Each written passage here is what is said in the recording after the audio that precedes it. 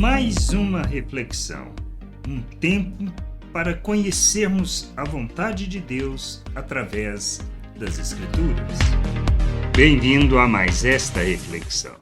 Temos que entender que o chamado, o convite, para todos, não tem exceção, mas sermos convidados é a primeira etapa do processo de Deus e a gente precisa entender isso.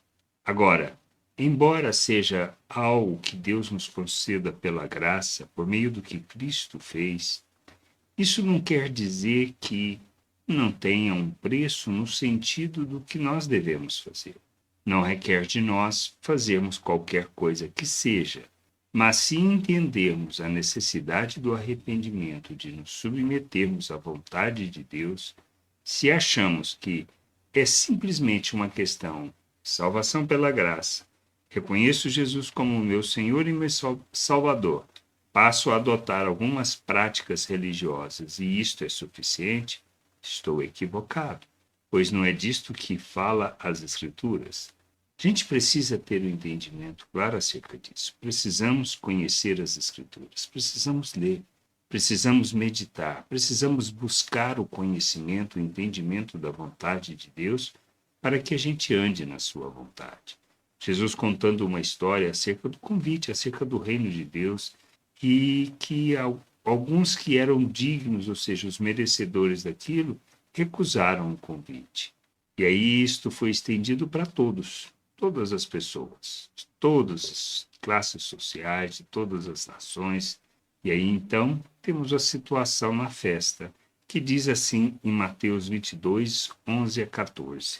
Mas quando o rei entrou para ver os que estavam à mesa, notou ali um homem que não trazia veste nupcial.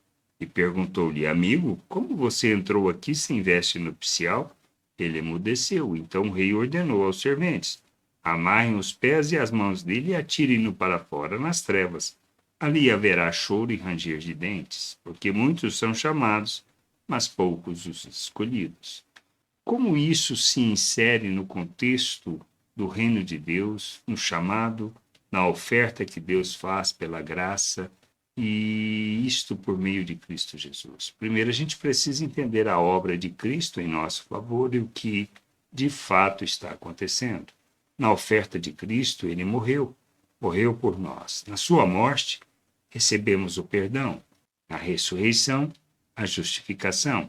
Isto implica que somos feito um novo ser quando nós nos submetemos a Cristo como Senhor e Salvador.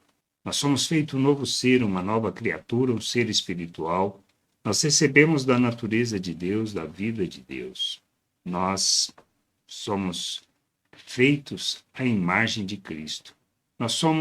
Recebemos da mente de Cristo e fomos capacitados para rejeitar as paixões humanas, porque recebemos tudo o que precisamos para viver uma vida que agrada a Deus. Bom, e aí? Jesus ensinando, ele diz: olha, você quer ser meu discípulo? E essa atitude de nos submetermos a Cristo como Senhor e Salvador implica nisto, ou seja, ser discípulo de Jesus. E para ser discípulo de Jesus, precisamos negar a nós mesmos, tomarmos a nossa cruz e seguir o exemplo, o modelo, segui-lo. Tá? E isso implica o quê? Que devemos morrer para as coisas desta vida, para os valores deste mundo, morrer para a natureza humana e vivermos segundo o modelo de Cristo. Por isso, tomamos a nossa cruz dia após dia, para que a vontade de Deus se cumpra em nós. É isso que a gente precisa entender. Nós somos chamados para vivermos segundo os valores do reino de Deus, isto é, manifestando as virtudes do Pai. Quando falamos disso, é revelando o fruto do Espírito, é expressando o amor, a bondade, a misericórdia, a graça, é revelarmos longanimidade, paciência, é manifestarmos a justiça de Deus, é repartirmos com o necessitado, é demonstrarmos bondade, educação, é sermos bondosos. A gente precisa aprender isso. Por isso, a jornada se trata disso, de despir da natureza humana, isto é, do nosso egoísmo, da nossa arrogância, hipocrisia, mentira, de todos os desejos que não traduzem, não expressam aquilo que são as virtudes de Deus, para que a gente, revestindo de Cristo, que é manifestando as virtudes, possamos agir como Cristo, ser seu seguidor, seguir o seu modelo. E aí, então, quando fazemos assim, nós revelamos o Pai ao mundo. Esta é a condição. Morrermos para este mundo, morrermos para nós mesmos.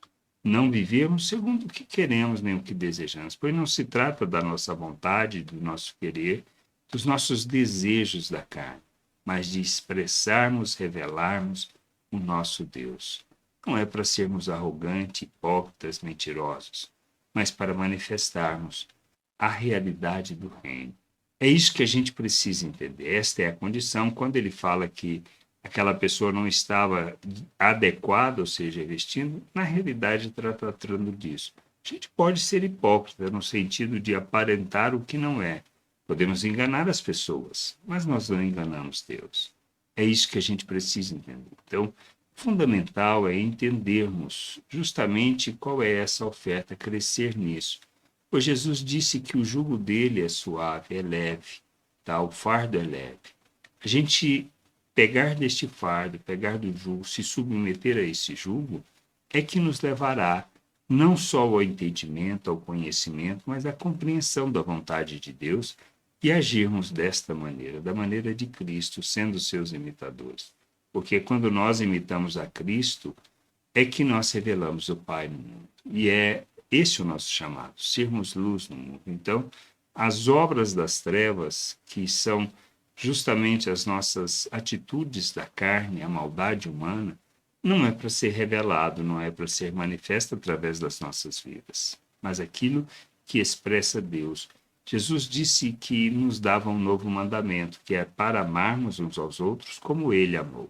E aí Cristo amou, fazendo da própria vida oferta. E essa é a oferta que somos chamados para dar, é nos submetermos à vontade do Pai e assim ofertarmos nossas vidas para que as pessoas possam conhecer o Pai. Que a gente entenda que, embora o chamado seja para todos, são poucos os escolhidos, porque requer essa atitude de morrer para nós mesmos, para nos submetermos a Cristo como Senhor e Salvador de nossas vidas. Que a gente entenda, compreenda estas coisas e que a gente possa se submeter. Graça e paz sobre a tua vida. Amém. Gostou da reflexão? Compartilhe. Não deixe de ler as Escrituras. Medite para poder crescer no conhecimento e vontade de nosso Deus e nosso Pai, para que, conhecendo o Senhor, possa o revelar ao mundo.